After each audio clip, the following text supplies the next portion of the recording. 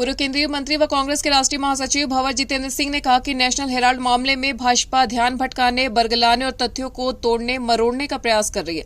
उन्होंने कहा कि लोगों का ध्यान ज्वलंत मुद्दों से भटकाने के लिए ईडी का दुरुपयोग किया जा रहा है। जितेंद्र सिंह चंडीगढ़ स्थित प्रदेश कांग्रेस मुख्यालय में पत्रकारों से बातचीत कर रहे थे। इस मौके पर कार्यकारी प्रदेश अध्यक्ष रामकिशन गुर्जर भी उनके साथ मौजूद रहे।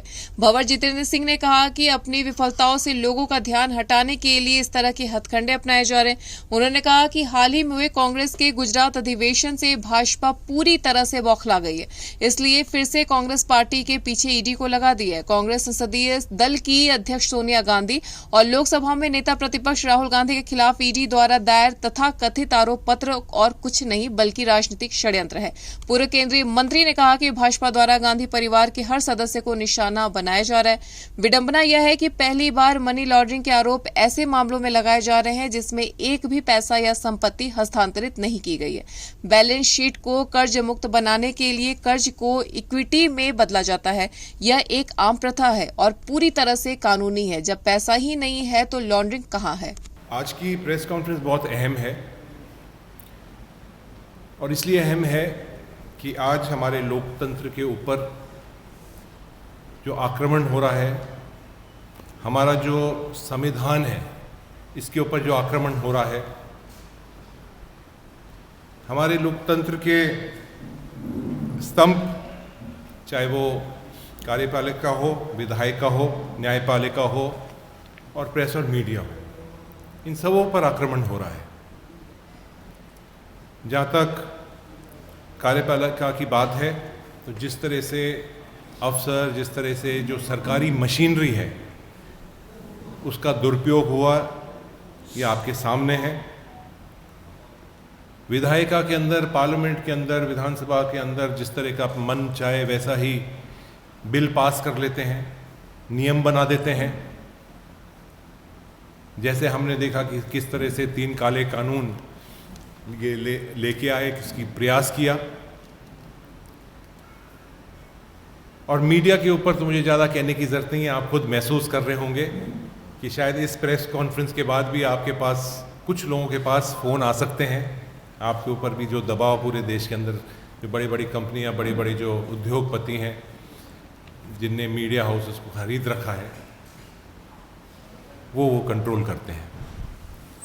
लेकिन बहुत दुख की बात है और शर्म की बात है कि जिस तरह से हाल में निशिकांत दुबे जो सांसद महोदय हैं, उनने हमारी न्यायपालिका के ऊपर, जिसके ऊपर पूरे देश को विश्वास है और एक ही स्तंभ बचा हुआ है जिसकी तरफ पूरा देश देख रहा है, इस कॉन्स्टिट्यूशन को बचाने के लिए, उसके ऊपर जिस तरह की वो टिप्पणी करते हैं, चीफ जस्टिस के ऊपर टिप्पणी करते हैं, ये बहुत शर्म की बात है। और वो ही नहीं अकेले, लेकिन उनके साथ साथ उन्हीं की आवाज़ के अंदर महामहिम उपराष्ट्रपति जी भी टिप्पणी करते हैं। ये उनको शोभा नहीं देता है। आज बहुत ही एक विकट स्थिति पैदा उत्पन्न हुई है। मैं ये भी निवेदन करना चाहूँगा इस मौके के ऊपर कि जिस तरह से ईडी और सीबीआई और जो इनकी पूरी अलग अलग मशीनरी है, इनकम टैक्स है, जो डिपार्टमेंट बने हुए हैं, इनके भारतीय जनता पार्टी के कार्यकर्ता के रूप में काम कर रहे हैं। कोई भी ऑपोजिशन का, विपक्ष का नेता हो, उसके पीछे पड़ जाते हैं। वॉशिंग मशीन चला रखी है कि विपक्ष के अंदर कोई व्यक्ति हो, उसके ऊपर आप कार्रवाई करिए, उसको बात करिए कि वो भारतीय जनता पार्टी ज्वाइन करे, और फिर वो वॉशिंग मशीन में बिल्कुल साफ होके निकल के आ जाता है।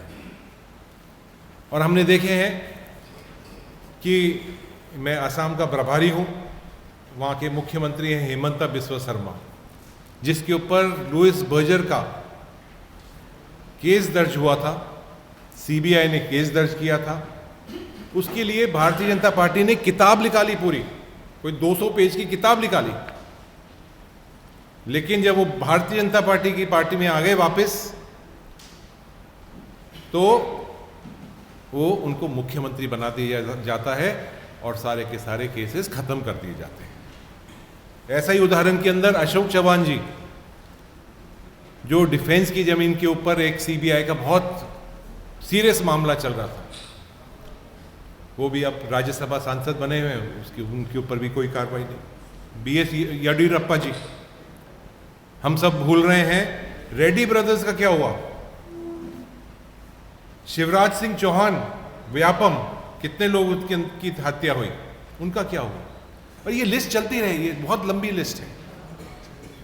तो आपके माध्यम से मैं निवेदन करना चाहूँगा कि जिस तरह से भारतीय जनता पार्टी ने इन्फोर्समेंट डायरेक्टरेट, सीबीआई और जितनी भी एजेंसीज हैं, इन एजेंसीज का दुरुपयोग करते हुए ऑपोजिशन पार्टीज के ऊपर, विपक्षी पार्टियों के नेताओं के ऊपर डराने का, धमकाने का उनको केस चल रहा है। और ये भी मैं आपको एक आंकड़ा देना चाहूँगा आज कि 5,200 से ज़्यादा केस ईडी ने पीई के द्वारा या केस दायर कर दिए, लेकिन सिर्फ 40 के करीब केसेस के ऊपर फाइनल उनके ऊपर कन्विक्शन हो पाया है। तो सोचिए 1% भी नहीं, 0.8% कन्विक्शन रेट है ईडी की। तो ईडी का इस्तेमाल सिर्फ डराने और धमकाने में होता है। भारतीय जनता पार्टी ने, आरएसएस ने, उनके और भी संगठनों ने हर शहर में, हर जिले में, हर स्टेट कैपिटल के अंदर बड़े बड़े ऑफिसेज बनाए हैं, 5 स्टार होटल जैसे बने हुए हैं। हर जिले के अंदर 10-10, 20-20 करोड़ रुपए के इनने ऑफिस बनाए हैं। वो पैसा कहाँ से आ रहा है? लगभग 7,000 करोड़ से ज़्यादा पैसा इनने खर्च करा है अपने ऑफिसेज बनाने के लिए, जो 5 स्टार होटल से कम नहीं है। क्या ईडी उधर की तरफ नहीं देख रही है? क्या सीबीआई नहीं पूछ रही है कि वो पैसा कहाँ से आया है? और एक तरफ है हमारे नेता श्री राहुल गांधी जी, जो इस गरीब की, मजदूर की आवाज होकर लोकसभा के अंदर और लोकसभा के बाहर मोदी जी के और भारतीय जनता पार्टी के नेता से आर पार की आंखों में आंखें देखकर लड़ाई लड़ रहे हैं, किसानों की लड़ाई लड़ रहे हैं। और हाल ही में आपने देखा कि उनकर और कांग्रेस पार्टी के हमारे शीर्ष नेताओं के ऊपर ईडी ने केस दर्ज कर दिया। अब आप देखिए उस केस के ऊपर सबसे पहला तो ईडी ने केस दर्ज किया, और किस धाराओं के अंदर करा, वो है आपका जो ईडी जो भी केस दर्ज करती है वो डिस्प्रोपोर्शनेट ऑफ एसेट्स का करती है, कि कहीं से पैसा लेन हुआ, देन हुआ, कितना पैसा मिला, कितना पैसा गया, वो पैसा कहाँ गया। तो ये केस के अंदर जो नेशनल हेरल्ड का केस है, उसके बारे में मैं थोड़ा सा आपको जानकारी देना चाहूँगा कि नेशनल हेरल्ड 1937 में जब देश आज़ादी की लड़ाई लड़ रहा था, नेहरू जी, उनके साथ साथ पुरुषोत्तम दास टंडन साहब, आचार्य नरेंद्र देव जी जो स्वतंत्रता सेनानी हैं, उनने एक अखबार, नेशनल हेरल्ड इंग्लिश का अखबार, नवजीवन हिंदी का अखबार और कौमी एकता हमारा एक और अखबार उनने शुरुआत की, क्योंकि वो एक जनता को एक मैसेज देना चाहते थे, जनता की आवाज़ स्वतंत्रता के लिए उठाना चाहते थे, और उसको अंग्रेजों ने बैन भी कर दिया। उसकी वहाँ से शुरुआत होती है। और उस अखबार को चलते चलते उसने पूरा अंग्रेज़ों के खिलाफ इस देश को एक करने में, जो देश के अंदर स्वतंत्रता की जो बात हो रही है, स्वतंत्रता के लिए जो लड़ाई लड़ी जा रही है, उसके लिए उसने पूरे देश के अंदर प्रचार करा। 1945 के अंदर वो बैन, 1945 तक वो बैन रहा अखबार। और ये जो अखबार था, ये तीनों जो अखबार थे, AJL एसोसिएट जर्नल लिमिटेड एक कंपनी द्वारा 1937 में इसकी स्थापना हुई थी, इस कंपनी की। और आज इसके ऊपर बहुत सारी चर्चाएं हो रही हैं, लेकिन मैं आपके माध्यम से आपके सामने बताना चाहता हूं कि इसकी पूरी हकीकत कहाँ से इसकी शुरुआत हुई है और कहाँ तक आज का समय आज सामने आया है। तो इसके ऊपर AJL के पास 6 प्रॉपर्टीज़ हैं, पंचकुला में, दिल्ली में, मुंबई में, लखनऊ में, पटना में और इंदौर में। सिर्फ लखनऊ की प्रॉपर्टी के अलावा जितनी भी प्रॉपर्टीज़ हैं वो लीज की प्रॉपर्टीज़ हैं, उसको आप बेचान नहीं करना सकते हैं, उसके ऊपर आप कंस्ट्रक्शन नहीं कर सकते, सिर्फ लीज, अखबार चलाने के लिए लीज की मिली हुई है प्रॉपर्टीज 1937 से। उसके साथ साथ मैं ये भी निवेदन करना चाहूँगा कि AJL के अंदर लगभग 700 लोग जो हैं वो उसके स्टेक होल्डर्स हैं, उसके शेयर होल्डर्स हैं। अब बात आती है कि जो AJL कंपनी है, उस AJL कंपनी के बहुत सारे मुलाजिम थे, उसके बहुत सारा स्टाफ था, अखबार चल नहीं रहा था, अखबार प्रॉफिटेबिलिटी भी नहीं था, बिजली के बिल भी बहुत लंबे समय से नहीं पेमेंट हुआ था, लोगों की सैलरी पेमेंट नहीं हुई थी, PF नहीं हुआ था। और कांग्रेस पार्टी ने 2002 से 2011 तक लगभग 90 करोड़ रुपए AJL को दिए और AJL उससे भुगतान कर पाया, अपनी सैलरीज का भुगतान कर पाया, अलग अलग जो उनके पेंडिंग बिल्स थे उसका भुगतान कर पाया। और उसके बाद जिस तरह से रिकंस्ट्रक्शन होता है, जिस तरह से कंपनी का रिकंस्ट्रक्शन होता है, हर कंपनी का कोई ना कोई रिकंस्ट्रक्शन होता है जो डेट में होती है कंपनी, उस कंपनी के अंदर एक कंपनी यंग इंडियन एक कंपनी बनाई गई, नॉन प्रॉफिट कंपनी बनाई गई। उस कंपनी का जो भी डायरेक्टर हैं उनको सैलरी नहीं मिलती है, उनको कोई आने जाने का भत्ता नहीं मिलता है, उनको कुछ उस कंपनी के अंदर सिर्फ खुद का लाभ नहीं हो सकता है।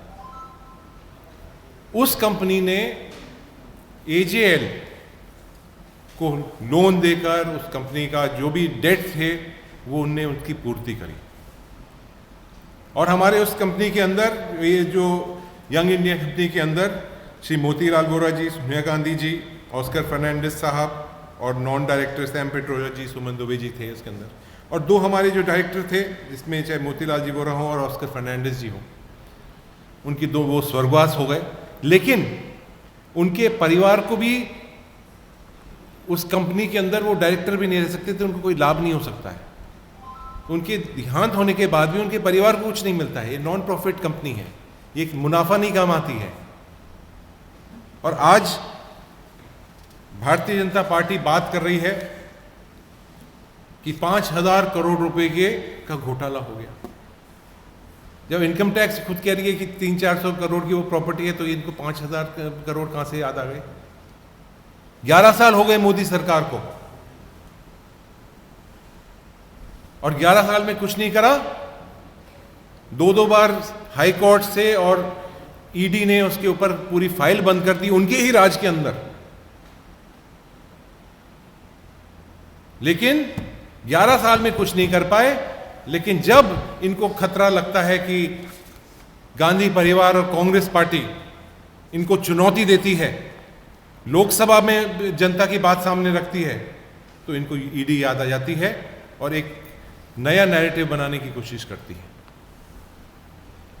तो मैं आपसे निवेदन करना चाहता हूं कि ये जो पूरी जो इनने ED को एक हथियार के रूप में काम ले रहे हैं, इससे कांग्रेस पार्टी और देश की जनता और मजबूत हो रही है। हम डरते नहीं हैं किसी से, ये लड़ाई लड़ेंगे और ये लड़ाई जीतेंगे, क्योंकि देश की जनता हमारे साथ है। इसके साथ साथ ये भी एक हास्य का समय है कि चार्जशीट 1 साल के अंदर फाइल करनी पड़ती है, और चार्जशीट इनने जब वो 1 साल पूरा होने लगा था, 1 दिन बचा हुआ था, आखिरी दिन उन्होंने करी है, 365वें दिन। तो इसको पॉलिटिकल रूप से, राजनीतिक रूप से जिस तरह से इसको एक मुद्दा बनाया जा रहा है, इसका हम विरोध करते हैं। देश की जनता, देश का गरीब